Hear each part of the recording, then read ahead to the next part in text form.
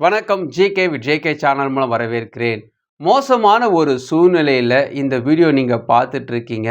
ரொம்ப கஷ்டமான ஒரு சூழ்நிலையில் யாரும் உதவி செய்ய முடியாத ஒரு கஷ்டத்தில் நீங்கள் இருக்கிறீங்க.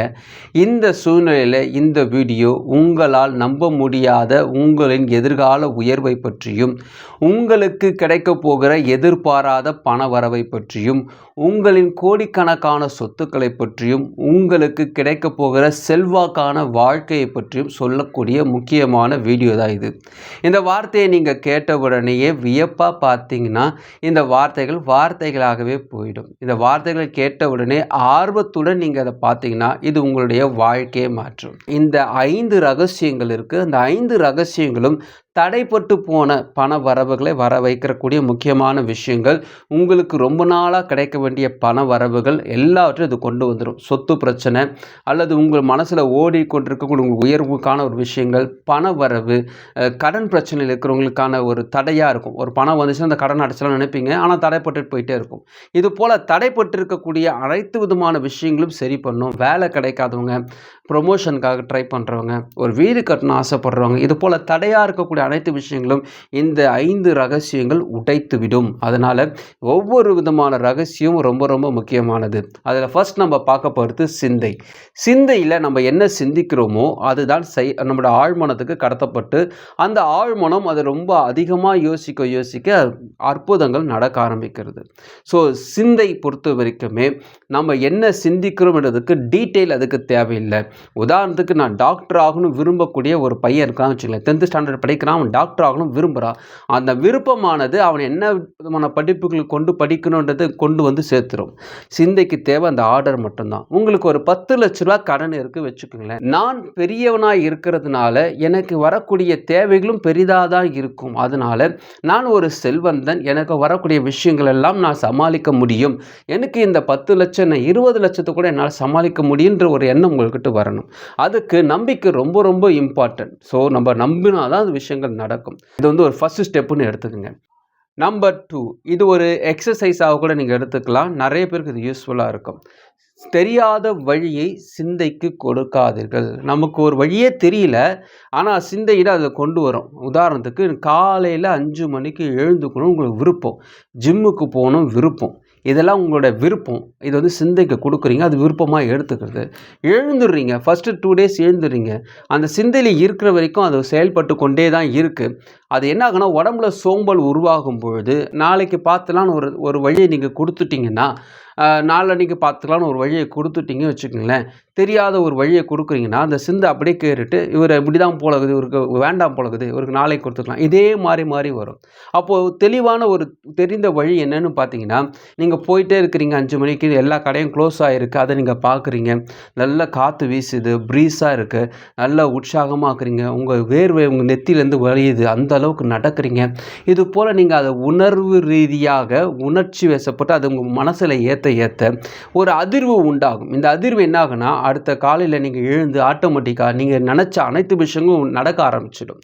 இது ஒரு எக்ஸசைஸாக கூட எடுத்துக்கலாம். ஸோ சிந்தைக்கு சரியான வழியை கொடுக்கணும், தவறான வழியை நம்ம கொடுக்க அது ஆட்டோமேட்டிக்காக உங்களுக்கு கிடைக்கக்கூடியது போஸ்ட்போன்ட் ஆகிட்டே இருக்கும். நம்பர் 3, கோடிகள் என்ற வார்த்தையை கேட்டவுடனே அதிசயக்காதீர்கள், ரொம்ப வியந்து பார்க்காதீங்க, ஆஹா அவ்வளோ அமௌண்ட்டா அப்படின்ட்டு ஒரு வியக்காதீங்க. ஏன்னா கோடிகள் என்பது நிறைய காகித துண்டுகள், அப்படி தான் அந்த அளவு தான் நீங்கள் அதுக்கு ஒரு இம்பார்ட்டன்ஸே கொடுக்கணும். பணத்தை வந்து நீங்கள் பெருசாக என்ன உங்களுடைய சிந்தை அதை மேற்கொள்ள யோசிக்கும். கோடி என்பது ஒரு பணம், அது நீங்கள் ஈஸியாக அடையக்கூடிய ஒரு விஷயம்.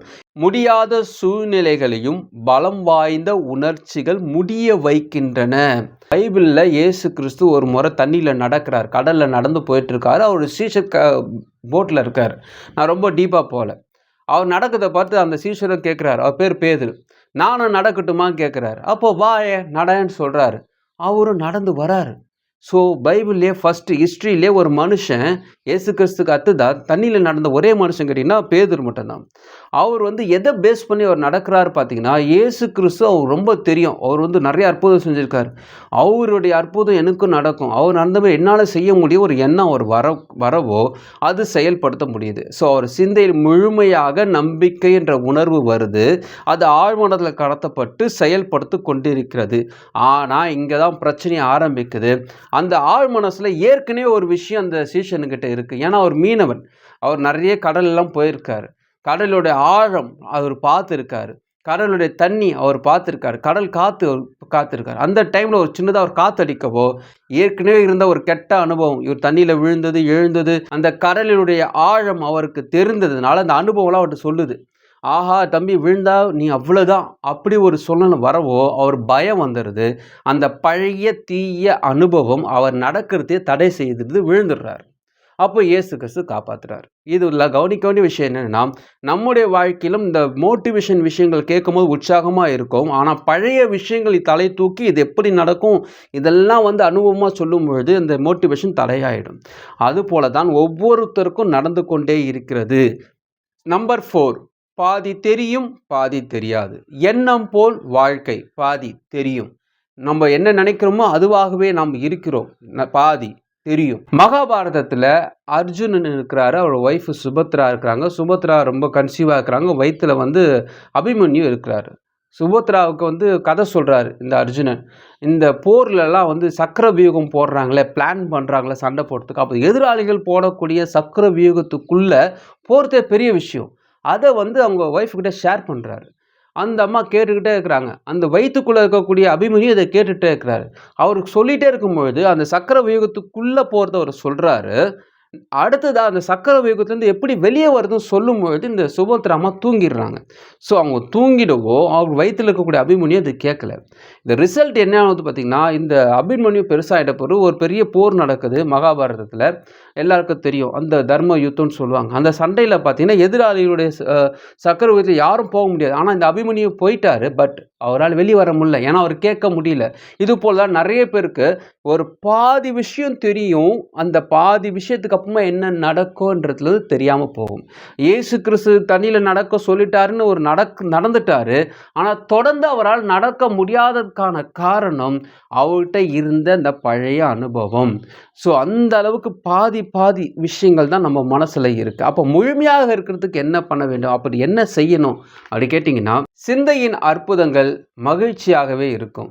ஒரு விஷயத்தை சிந்திக்கிறீங்க, அந்த விஷயம் வந்து ஒரு பொருளாதாரம், எனக்கு ஒரு 10 லட்ச ரூபா தேவைப்படுது, ஒரு 10 கோடி ரூபா தேவைப்படுது, அது கிடைச்சா நல்லா இருக்கும் அப்படி நினைக்கிறத காட்டிலும் அது கிடச்சி என் வாழ்க்கையில் நிறைய மாற்றங்கள் நடந்துடும். இவன்கிட்ட குத்துருவேன், அவன்கிட்ட குத்துருவேன், இந்த கடனெல்லாம் அடைச்சிடுவேன், எனக்கு வர வேண்டிய பணத்தை வச்சு ஒரு வீடு கட்டுவேன், இதுக்கப்புறமா இன்னொரு விஷயங்கள் செய்வேன், என்னோடய பிஸ்னஸை நான் டெவலப் பண்ணுவேன். இது போல் நீங்கள் பிளான் பண்ணி அது ஒரு மகிழ்ச்சியாக எடுத்து உங்கள் வாழ்க்கையில் பெரிய மாற்றங்களை மகிழ்ச்சியாக நீங்கள் சிந்திக்க நிறைய விஷயங்கள் வந்து அப்படி நடக்கவே ஆரம்பிச்சிடும். நான் இந்த விஷயத்தை சொல்லும் பொழுது உங்களுக்கு ஒரு சந்தேகமும் வரும். ஸ்கூலில் படிக்கக்கூடிய நிறைய பசங்க இருப்பாங்க. எக்ஸாம் டைமில் கடமைக்கென்று எழுதக்கூடிய பசங்க இருப்பாங்க.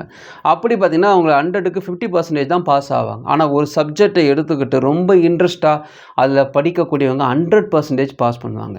நீங்கள் எந்த தொழில் செய்கிறவங்களா இருந்தாலும் சரி, என்ன விதமான விருப்பத்தோடு இந்த வீடியோ நீங்கள் பார்க்குறீங்களா இருந்தாலும் சரி, ஒருவேளை இதெல்லாம் எங்கப்பா நடக்க போகுது, சும்மா பேசுகிறாப்புல அப்படி நீங்கள் நினச்சிங்கன்னா இது வெறும் வார்த்தையாகவே நின்று போயிடும். அதே நேரத்தில் ஒரு பெரிய கடவுள் நமக்கு ஒரு பெரிய பிளான் வச்சுருக்காரு, இந்த வீடியோவில் மூலம் பேசிகிட்டு இருக்காரு. இது அப்படி நடக்க போகுது என் வாழ்க்கையில் நீங்கள் ரொம்ப ஆச்சரியப்பட்டு ரொம்ப விரும்பி ஆர்வத்துடன் ஏற்றுக்கொள்ளும் பொழுது, மகிழ்ச்சியாக ஏற்றுக்கொள்ளும் பொழுது அது உடனே நடக்க அதிர்வுகளை ஏற்படுத்திடும், ஆர்டர்ஸ் கொடுத்துருங்க. ஸோ நீங்கள் ஏற்றுக்கொண்டு நடத்தும் போது செயல்படுத்தும் போது செயல்பட்டுடும். இது போல் செயல்பட்டு கொண்டு இருக்கும் பொழுது உங்கள் பழைய நினைவுகளும் போராடும். ஆனால் உங்களுடைய அதிர்வுகளை நீங்கள் அதிகப்படுத்த அந்த பழைய நினைவுகள் ஒன்றுண்டா மறைந்து போகும். உங்களுடைய அதிர்வுகள், நல்ல அதிர்வுகள் அங்கே செயல்படுத்த தொடங்கிடும். இந்த வீடியோ பொறுத்த வரைக்குமே உங்கள் சிந்தையினாலே ஆழ்மனதில் ஏற்படக்கூடிய விஷயங்களை பற்றியும், அந்த ஆழ்மனசு மூலம் உங்கள் வாழ்க்கையில் நிறைய மாற்றங்கள் நடக்கும், எல்லா விதமான அற்புதங்களும் நடக்கும் என்றதை பற்றி உங்களோட ஷேர் பண்ணியிருக்கேன். இந்த 5 ரகசியங்களும் ரொம்ப ரொம்ப இம்பார்ட்டன்ட். நீங்கள் உங்களை சாதாரணமாக நினச்சிடாதீங்க. உங்கள் வாழ்க்கையில் பெரிய மாற்றம் நீங்கள் விரும்பினால் இதை மறுபடியும் கேளுங்க, மறுபடியும் இதை நீங்கள் செயல்படுத்துங்கள். இந்த வீடியோ உங்களுக்கு பிரோஜனமாக நினைக்கிறோம். உங்கள் ஃப்ரெண்ட்ஸுக்கு ஷேர் பண்ணுங்க, உங்களுக்கு பிரோஜனமாக இருக்கும். மற்றபடி மறுபடியும் பார்க்கலாம். வணக்கம்.